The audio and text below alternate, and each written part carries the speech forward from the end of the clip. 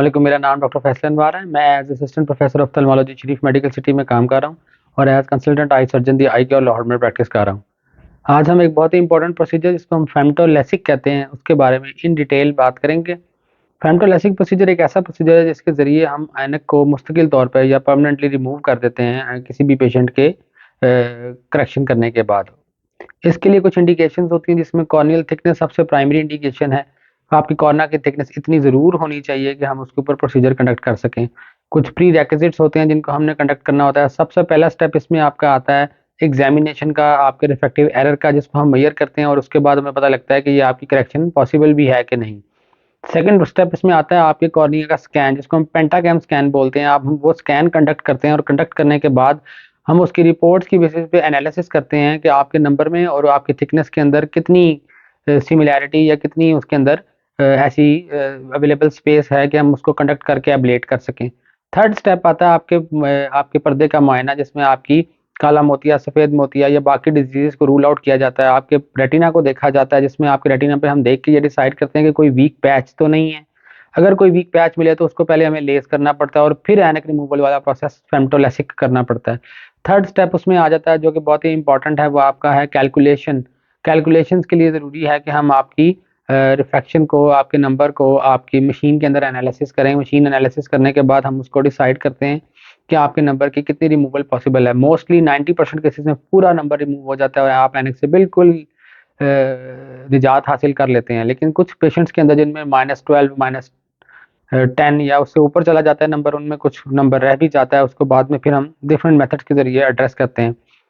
क्या एज होती है, व्हाट इज़ द एज, किस एज में हम किया जाता है। जो अप्रूव्ड एज फेमटोलेसिक प्रोसीजर क्या है वो है 19 ईयर्स प्लस, यानी at least you should be 19 years old. तब भी हम ये प्रोसीजर कंडक्ट करते हैं। मैक्सिमम एज की वैसे तो लिटरेचर में कोई लिमिट नहीं है, लेकिन हम प्रेफर करते हैं कि आप 30s में ही इसको कंडक्ट करवा लें, क्योंकि बाद में आप प्रेसबायोपिक हो जाते हैं और उसमें बाकी नज़दीक का चश्मा फिर आपको लगाना पड़ सकता है। थर्ड प्रोसीजर जो कि थर्ड इंडिकेशन जो बहुत इंपॉर्टेंट है वो आती है आपकी फिटनेस। फिटनेस के लिए हमें देखना है कि आपको कोई ड्राई आई सिंड्रोम तो नहीं है, कोई आपको ऐसी डिजीज़ तो नहीं है जिसके बाद आपके कंट्रास्ट में, आपकी हीलिंग में इफेक्ट आ सके, उसको भी हमने रूल आउट करना होता है। अब हम ब्रीफली डिस्कस कर लेते हैं what are the steps of फेमटोलेसिक।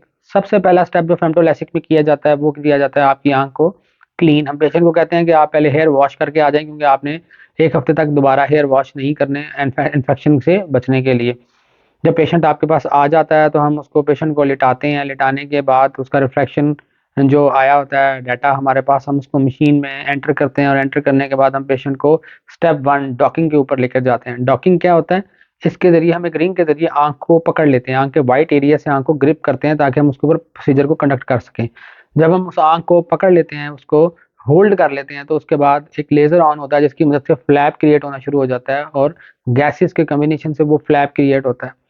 जब वो फ्लैप क्रिएट हो जाता है, एक स्पेशल स्पैचुला इंस्ट्रूमेंट के ज़रिए हम उसके सेप मार्जिन्स को सेपरेट करते हैं और उसके बाद उसके नीचे जाते हुए स्वीपिंग मूवमेंट के साथ हम उस फ्लैप को लिफ्ट करते हैं और लिफ्ट करने के बाद उसको पीछे की तरफ रख देते हैं। उसके बाद हम कॉर्निया को ड्राई करते हैं। ड्राई करने के बाद हम एक्साइमर लेज़र को उसके ऊपर अप्लाई करते हैं और वो एरिया जो करेक्शन करने के लिए हमें रिक्वायर्ड होता है वो एब्लेट कर देते हैं और एब्लेशन करने के बाद हम उस एरिया को दोबारा से वॉश करने के बाद फ्लैप को रीपोज़िशन करते हैं। उसके बाद मल्टीपल टाइम्स हम फ्लैप को नीचे से इरिगेट करते हैं ताकि कोई डेब्रीज, कोई थ्रेड्स इसमें ना रह जाएँ जिसकी मदद से बाद में दिक्कत आ सके या इन्फेक्शन का एलिमेंट मौजूद हो।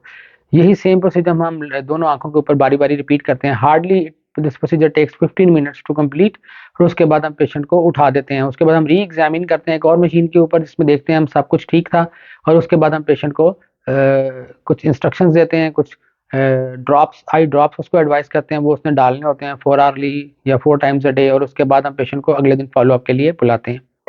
तो this was the brief introduction of the procedure. अगली वीडियो में हम देखेंगे कि हम कैसे इस प्रोसीजर को कंडक्ट करते हैं और कैसे इसके लिए रिक्वायरमेंट्स हमें चाहिए होती है। Thank you very much.